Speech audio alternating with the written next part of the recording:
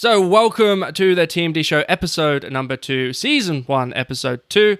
And today I have Kay Fabella with me, and we're going to talk about how to run a client-based business on the road for the first time. Are you ready to go? Let's do it. You crazy mother.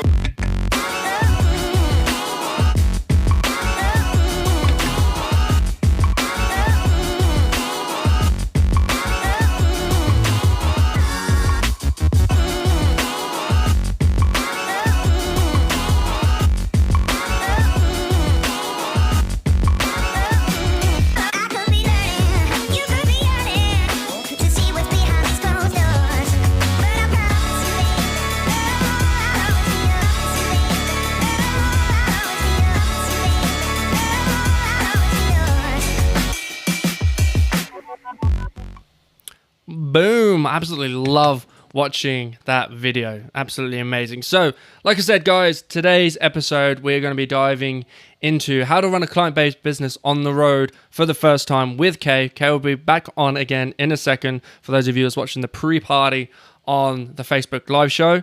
And Kay is an awesome person. Absolutely love Kay. We are in like a little mini mastermind group, just the two of us. We jump on a call every single month. Well, probably sometimes twice a month. Basically, we always plan the next one on the show. On our last call. But absolutely love Kay. She is awesome at storytelling, and we're going to be diving into that as well during this show, talking about how you can sort of like use your story to not only help like get clients, but also help to run your business in general. So, are you guys ready to have Kay come on and deliver some goodness? I hope you are. Let's dive in. Kay, welcome to the TMD show again. Hello. Yes, I know. I'm back. You're back. You were on the podcast last time. Now you're on the Facebook live show. I just had to bring you back because you're an awesome person. Oh, well, likewise. The feeling is more than mutual, obviously. Awesome. And yeah, I really love video. So here we go. Video is a lot of fun. So obviously you've been on the show before, but anybody that didn't listen to episode number 20 of the podcast, do you want to just give everybody a brief intro on who you are and what it is that you're up to? Sure, absolutely. So I'm Kay, obviously. Kay Fabella. I am the story strategist, and I am originally from California, but I now call Madrid, Spain home, and I actually celebrated my 7th anniversary this year. So 7, nice whoop, and... whoop. Yep. Nice round number. I can walk and talk now. It's great. Long story short, I came here for what was supposed to be a year, and I met my now husband, and that's just how the story goes. And that's it. Story end. Pretty much. Yeah. And so I go back and forth, obviously, a lot between Spain and California, and I obviously still love to travel. So when you don't find me helping clients with figuring out what their stories are and how to then translate those stories into attracting communities and creating smart communication strategies around their stories, you'll probably find me either doing one of 3 things: singing randomly in the street, eating pretty much my way through Europe and anywhere else that I could travel to in my spare time, or hanging out with my cat because I'm actually secretly an introvert. Really? I would never pin you down as an introvert. It took me a while. I think I've been charading as an extrovert for so long that I've learned all the skills. But really, like after this, I'm just going to pass out and go to bed. Literally go to bed. Yeah, I'm keeping you up pretty late to do this show today, aren't I? I don't mind at all. I love talking about this stuff. So yeah, I'm really excited actually, because I think that story is super important for anybody who's getting into online business, but especially for people who are looking to, basically use their business to fund their passion, which is travel and exploration and, living their best lives. So I'm really excited to dive in. Awesome. Cool. So anybody that's watching the Facebook Live, please feel free to fire questions away. Kay and I will answer them live on the show, which, again, for you guys listening to the podcast version, it's a good reason to tune in live as well. But also, you can go check out the show notes for today's episode where Kay and I have broken down what we're going to be talking about.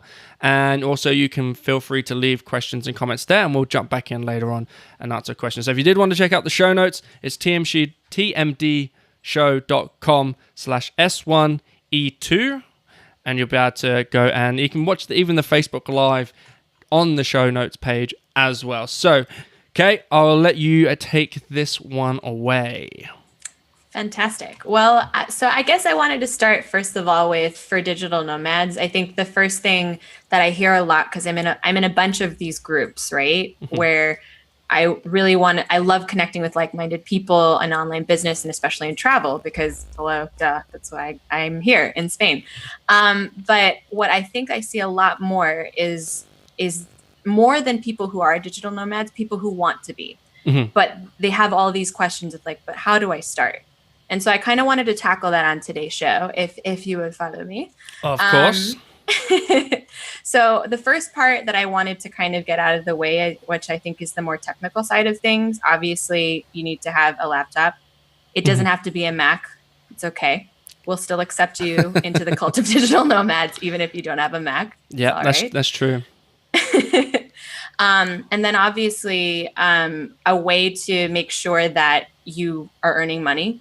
So some sort of payment gateway that whether it's through PayPal or Stripe, or even better, if you have a website already set up that allows you to take payments from clients, which would be fantastic.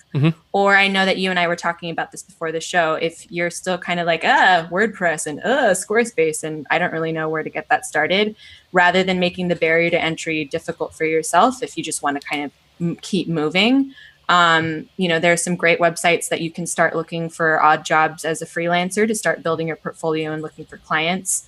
And one of them is Upwork. And another one is Fiverr. And actually, funny story, I was on Upwork getting my first clients when I first started. Before it was Upwork, it was Elance and Odesk. Yeah, I remember the good old days of Elance. We were like the OG, freelancers online, OG digital nomads, getting our money from there. So it's a really great way to start. I think not just for making sure that you attract clients, but also to kind of get an idea of like what the demand is out there and how you can find a way to leverage the skills and the story and the experience that you already have to help people who actually need your services. Yeah. So I think that's a really, really great way to start. So again, you're a payment gateway, obviously the tech. And speaking of tech, we're going to dive into the tech in a second. I just want to second using Upwork as well, because I still use Upwork to hire people for like tasks that I either don't really want to do or can't really do myself. For example, I'm looking at getting the Drinking Games Bible published finally in the next 6 weeks, and I'm going to be using Upwork to get someone to design the cover to make sure it fits the right specifications for CreateSpace, because that's what I'm going to use to create the book with. So yeah, I just want to second Upwork. It's an awesome place to get started, whether you're trying to find your first clients or even to just to continue building clients whilst also having your own presence online. Not really sure if you had your own presence that would go against Upwork's terms of service. It would be something you might have to check out, but at the very least, it's definitely a great place to get started. And I'm sorry for cutting you off, Kay. No, absolutely. I can't say how much I love the platform enough, just because I think that we tend to, especially when we're getting started, it's really easy to overwhelm yourself with the tech, which we'll get to later, as you said. But Upwork is a great thing for that. Fiverr, and really just kind of asking around. I think people in the digital nomad community and the online space have just been so friendly and so open. My general experience, obviously I met people like you who I haven't actually physically met yet, which still blows my mind. Yet is the key word. But that's the beauty of it, right? That you find people that are super helpful and see that if you have enough interest and you're ready to take the leap, that you'll find it. So don't worry about complicating with the tech stuff. So definitely find platforms like that to make sure that you're paid reliably every month, because obviously you need to fund your travels. There's nothing less attractive than a starving digital nomad. So please, we do want you to eat. It's not just for the gram, actually, sustain yourself and support yourself and not having to worry. It just frees yourself up to actually enjoy where you are. And then obviously this is not something within my realm of expertise, but having your legal ducks in a row, even just a basic contract for clients as a service provider, especially, which is, kind of my specialty, anything like enrollment forms or any of that, just to make sure that your client has signed that and you have that piece of paper to bind you is just really good to have in place. Yeah. I can't, well, without going into the horror stories of that some people I've heard, as well as myself, it's better to have those things in place beforehand. And definitely speak to a proper lawyer about this type of stuff. So don't go through like hearsay of like, oh, someone else said I should do this, someone said I should do this. Actually speak to a lawyer. You can find lawyers about to help you out with this stuff. They might charge like $150 for the hour to help put that together. But it's so worth it. Yeah, the amount, just the headache it could potentially save in the future, it's definitely worth it. Paul, who's watching the show, said, "This is gold. My phone's dying though. Sorry, dude, you need to go charge your phone so you don't miss the rest of this." But yeah, so and again, jump back just a second with getting paid properly. I just want to quickly shout out a tool that I use to invoice clients. It's called Invoice Ninja, and it is it's free. I've never paid to use it, but you can link up Stripe or PayPal as like the payment gateway, but you can actually send invoices and then your client can pay you through that invoice. So obviously Stripe's free to sign up to use, Invoice Ninja's free to sign up to use. I haven't got the link to that on the show notes page, but I'll add that after the show. But yeah, definitely check that out if you're looking for a way to charge clients too. If you guys haven't figured this out already, like I walk away from my mastermind calls with LBT just like scribbling notes. I'm like, oh, what's that? Like I just wrote down like Invoice Ninja. Yeah, it's recommended. It is an awesome tool. I absolutely love using it. And yeah, I can't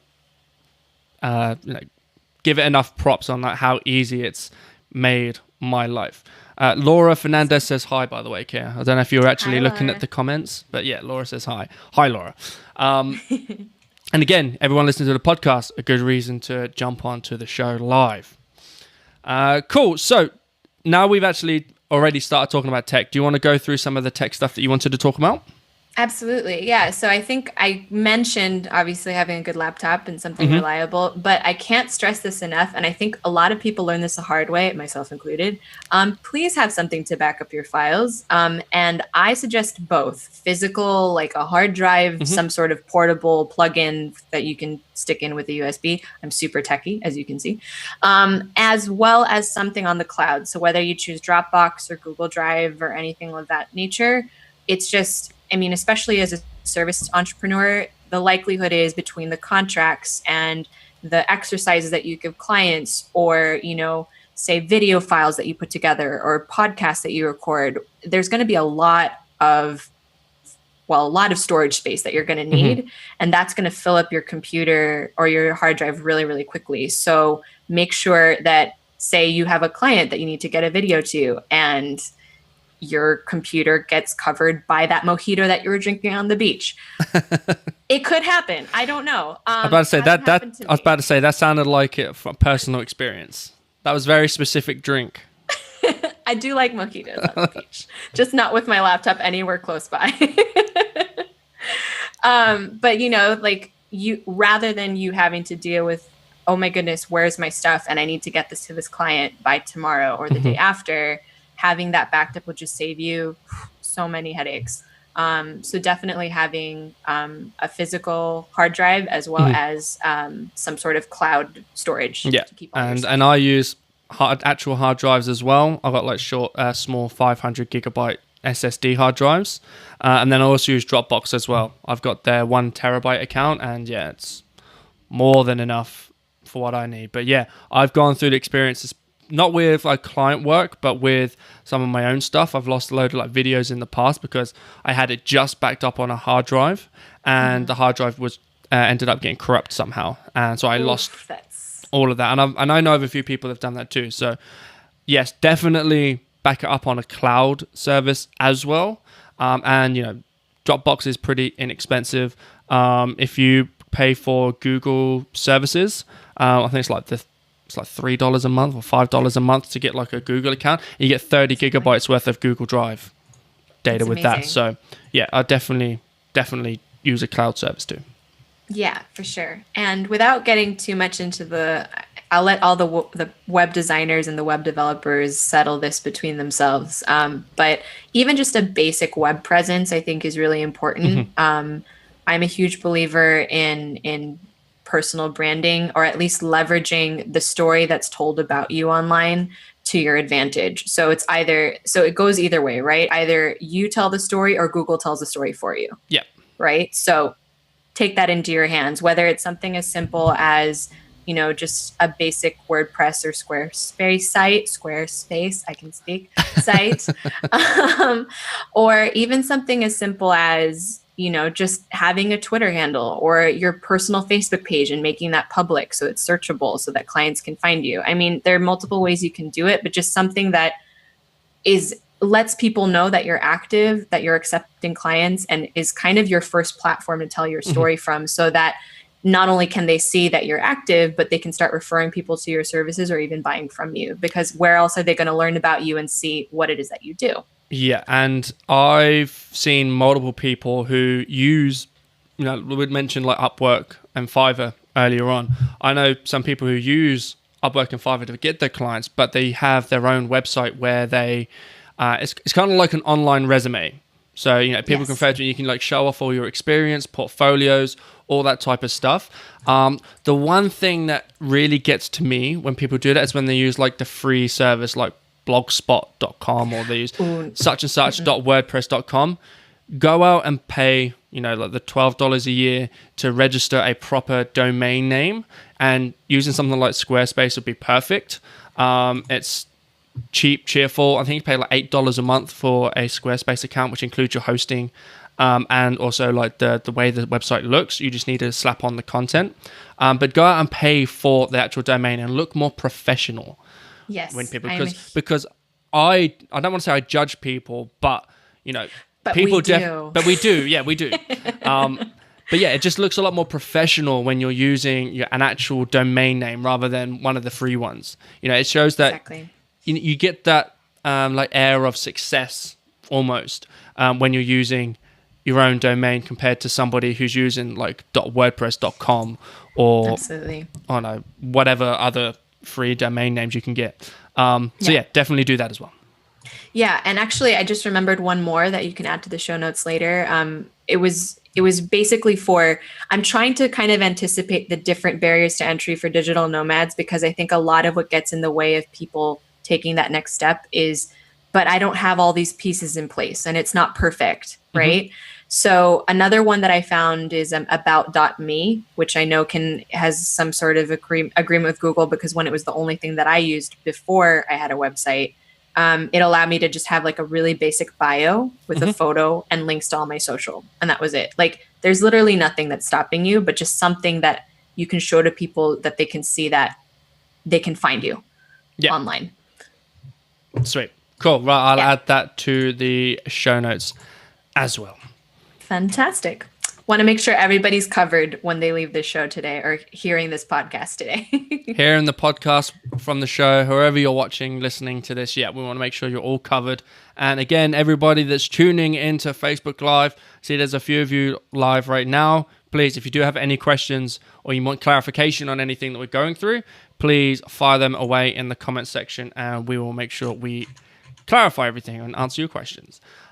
Cool. So the next part that we're just about to go into is the part that I've been really looking forward to talking about, and that is your little mindset shift that you like to teach people, talking about how you can move from how do I sell my thing to how can I be of service. And I think this is a major thing that people need to make sure they're doing. So again, this is your area of expertise, Kay. I'm going to let you blow everyone away. Oh, well, thank you. Oh, well, it's true. I think that we've seen, and maybe it's because you and I are very close to it, but I sense that a lot of people who are kind of in these groups or are starting to try to dip their toes into what digital nomadism or online entrepreneurship can be are starting to see this shift away from just kind of the slimy, sleazy car salesman gag online. And it's just nobody likes it when you're pushy or aggressive. Nobody likes it when you interrupt them. Nobody likes it when, whatever claim that you're trying to say of like, make this amount of money in this short amount of time. It ultimately ends up being it turns people off, and it ends up being disastrous, not just for, your ability to connect with people, but also for your business. So I think that So that's one end of the spectrum that I found with people who are like, I have to sell, so I'm going to sell the shit out of this. Yeah. Yeah. And then the other end of the spectrum that I've also seen online are the people who are just kind of the lurkers that are like, they have actually probably much more to offer than the person who's peacocking over on this side. Yeah.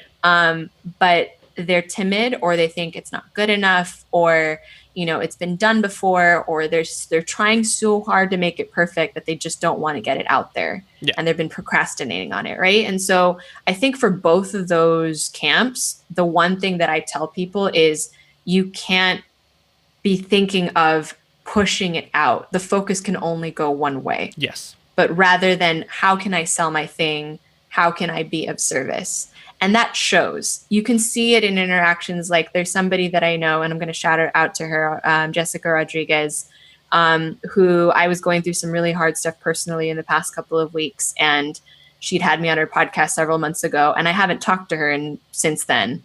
But all of a sudden, out of nowhere, she was just like, hey, I just wanted to let you know I'm thinking of you, and you're doing an awesome job. Totally out of the blue, just like a PM. And it was so refreshing to me, because just to know that even though we're in this online space together, it still can feel like a community. And I'm much more likely to recommend her. I just did. I plugged her into your podcast as a coach, because she strikes me as a person of integrity and of, you know, who's really, truly kind and cares genuinely about people. And that ends up being the story that's told about you when you're not in the room. So I think it's much more important for people to think of, rather than how do I sell my thing, how is what I'm doing actually going to serve people, and is it of value to others? And so that's my huge shift that I want people to take away. If nothing else from today, take that away from this. Yeah, and like you said, like it makes that shift from focusing more on your audience, your customers, your clients, compared to yourself. And it does come through, even just through like casual conversations with people, like with your clients. When you are focusing more on them than you're going to come across a lot more genuine, a lot more caring. And you know, like you said, like with Jessica as the example, you know, she just wanted to know how you were doing. There was no sort of like push on.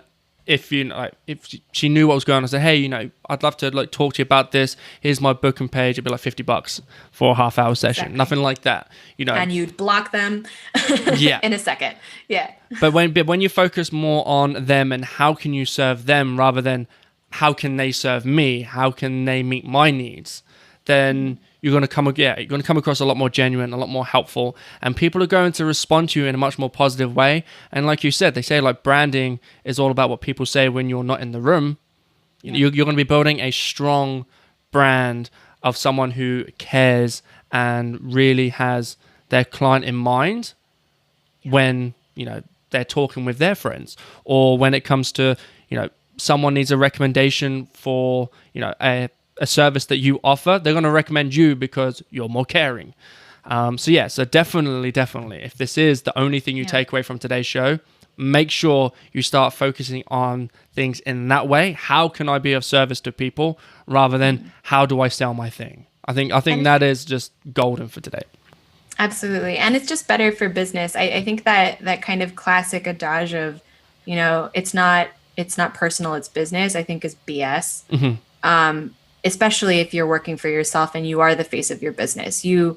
How can it not be personal? Yeah. If you're the one who's receiving all of the emails and you know, preparing all the contracts, or, you know, actually working with the client yourself when you first start out, it's much better for you to show who you genuinely are to people, and if they resonate with the message that you're saying as well as your actions, and it's all the little micro stories that they find of you online, whether it's you know, your Instagram bio or your about.me page or your website or your Upwork profile, all those little micro stories, ultimately what they're doing for you are creating an image of who you are to that person, who on the other end is this person likable? Is this person trustworthy? And is this person worth my time and my investment? Yeah. And if the answer to all three of those questions is yes, then you've done your job. But if you've done the work first of thinking,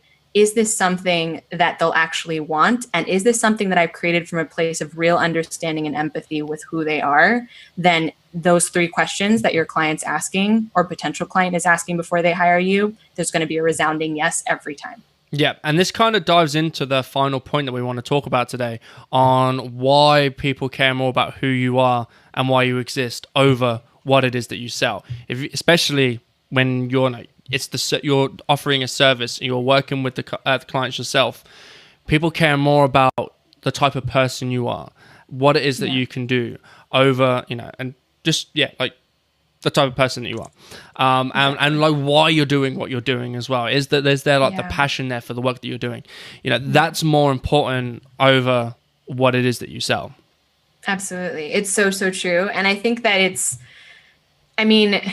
social media is great for people to put themselves out there, but I think that especially places like Instagram, you've seen a shift, right? You and I both, where we've seen these sort of like beautiful filters of things that hide reality versus, this kind of shift from that and that filter to what we're doing now, which is real and raw and live and as authentic as it can get. Obviously I have the right lighting to make sure you not think that I'm in a cave, but mostly you're seeing the shift online from this desire for real connection and real understanding and real community that goes beyond kind of this traditional sort of, I'm just here to hawk my wares or show off this perfect angle or this perfect photo. And that substance, that's your why. That's who you are. And regardless of whether or not you're offering the same services as the person next to you, it's ultimately the client's decision to decide, I want to work with him because he's a little bit more of this, or I want to work with her because she's a little bit more of that. And that connection, you can only create by telling you're the truth of who you are to people. And that's what will ultimately be the deciding factor for somebody, where they're like, is that somebody that I actually like to work with? That's what it comes down to. Again, like, is that somebody that I'll actually like to work with, who I know is passionate about whatever it is that I, put forth to them, and is passionate about their work and is talented enough to see it through, that I can trust them to do the right job. And that's what you have to be really, really good about communicating through your story and through your message and through everywhere they find you online when you're first starting out. Yeah. And again, this is another reason why earlier on we mentioned about having a web presence. You can tell that story. You can help guide people through the, almost what you want them to think with the stories that you put on your website, like on your about page. This is why I think about pages are so important. Yep. This is why they're normally the second most visited page on a website, is because people want to know who you are. So you need to tell that story on your web page, on your about page, sorry. But the one thing that people don't do enough, in my opinion, is that they only talk about themselves on the about page. Yes, the about page should be about who you are, but it's also about them as well. And this is why we're talking about like the why you're doing what you're doing. So you want to do like who you're helping, why you're helping them, and then about you. Exactly. Yeah, I think that's a common mistake. But again, use that about page on your website, and it's a reason to put a website together anyway, even if you are using Upwork or Fiverr or whatever place to find your clients. Telling that story on why you're doing what you're doing, how you can help people, who you help, and then information about who you are as a person, some backstory on like why, like how did you get to this point? That will help create that connection. And going back to the 3 questions you mentioned a second ago, that will play a part in what people say about you when they ask those 3 questions. Absolutely. You're so right. I think the about page, because I also run a branding agency called Brand in a Bottle. And so I help people with not only the story, but also their copy. And the page that takes the longest for them is their about page every single time. Like, I don't want to talk about myself, but you have to find a way to communicate. Like you said, strike that balance between showing people that you are here to be of service, and there is a why to your story, and why you've created this business, or why you are in this space, or why you're supporting this cause. And if you don't communicate that, if you don't get people to feel something first, to feel excited about working with you or connected to your message somehow, breaking through to that emotional connection is that first barrier to then get them to say, okay, I get that, or he gets me, or she understands what I'm going through. How do I find out more? That's the thing that gets into that next page of, PayPal or Stripe, whatever your payment gateway is, or the contact me page, or, subscribing to your newsletter if you're kind of going that direction as well. But it's ultimately, like you said, creating that, building that platform to allow yourself to be found. And then second, from that platform, utilizing that as your base to start creating that narrative and showing people, this is who I am, this is what I represent, and this is why you should work with me versus someone else. Perfect. Yeah. Awesome. Well, I think we're going to tie this conversation here, tie it in a nice little bow. But before you go, Kay, I just want to thank you so much. I appreciate you taking the time out of your evening and staying up to this wee hour of the night in Spain to jump onto this show. But before you go, we do have the rapid fire questions to go through. You've been through this once before. You know the deal. Are you ready for this? I am as ready as I'm going to be. Perfect. So first question is, what is your favorite country that you've been to so far? I think that's a given. Spain. You stuck around. I did. Number 2, what is the last YouTube video, or movie that you watched?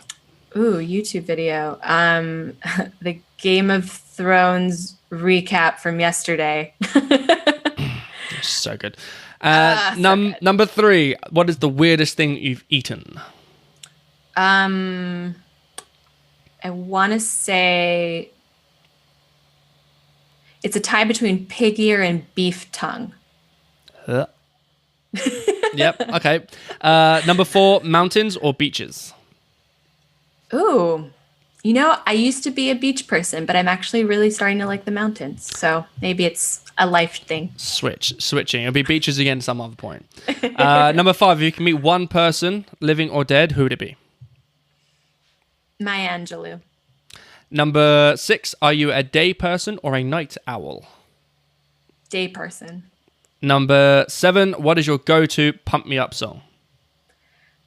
Dance Too Much Booty in the Pants. No, really. I just want to give a shout out to a band I just found. I went to a concert, or I went to a festival in London, Ontario over the weekend. July Talk. Awesome group. It's a male and female singer. The guy's got a ridiculously deep voice. Check him out. So good. Guns and Ammunition. Great song. Number 8, what is your favorite non-English swear word and what does it mean? Joder. Which is the Spanish version of fuck, but it's so much more than fuck. So much more. Number 9, what is your favorite podcast or Facebook live show apart from this one? Oh, oof, that's hard. I would say Jill and Josh Stanton's Screw the 9 to 5. Everything's screw for them. I know it's screw something, but yes, that one. Perfect. And number 10, last question. Can you give me your best travel story that you have in under 5 minutes? Okay. I have to find another one. Okay. So I told my best travel story, I think, on episode 20. Yep. And it was a very funny story. It's pretty epic. So rather than funny, I'm going to, because that's a hard one to top, I'm going to shift over to just, the general kindness of people, which again comes back to kind of the theme, I think, of today's talk, through finding connection. And so I was in Vegas, as you would be, with my family, and we did a day trip to the Grand Canyon. And this was way back in the time when everybody and their mother had BlackBerries still. Yes, I was on BBM. And I did a jumping photo, as you do, at the Grand Canyon, because duh. And my phone apparently fell out of my pocket. And I didn't realize it until I got back to the hotel. And I was just like, oh, well, the phone's gone. I'm never going to see it again. But some lovely woman who was also staying in Vegas and there for the day found the BlackBerry, took it back with her to her hotel in Vegas, found the last number that I'd called on it, called my uncle, who then called my dad and said, hey, this lady has Kay's phone and she's willing to come to your guys' hotel to drop it off. And it was just like one of those beautiful sort of, wow, like people are fantastic sometimes, most of the time. And especially when it came to just absolute like random act of kindness that came out of nowhere. And I was so glad to be reunited with my BlackBerry when I had it. That you can tell that story's old because it's about BlackBerry. I know. Substitute it in for your phone of choice, okay? But hey, I've heard a few stories from people about like the kindness of people. I've experienced it myself as well. But yeah, I've always said, when you travel, you're going to meet some of the best people ever, the most open, the most friendliest. And yeah, I can't express how much I want people to travel and expand their horizons. And yeah, that there, it just shows you the kindness of people. No matter where you go in the world, you're going to find nice people. But Kay, thank you so much for coming on to today's episode. Really appreciate you taking the time out of your evening to jump onto the show. Before you go again, where can people find you online? So you can find me over on my personal site, kayfabella.com, or you can find me at my boutique branding agency, brandinabottle.com. Fantastic. And both of those are linked into the show notes page today, tmdshow.com/S1E2. Make sure you go over there, check out all the links for Kay, both of her websites. Got her Instagram and Facebook page linked up there. Go check her out. So Kay, thank you so much again for coming on to today's show. I really appreciate it. And I will talk to you again on our next little mastermind call. Thank you so much for having me. I'm so glad to be back. Thank you so much. Peace out.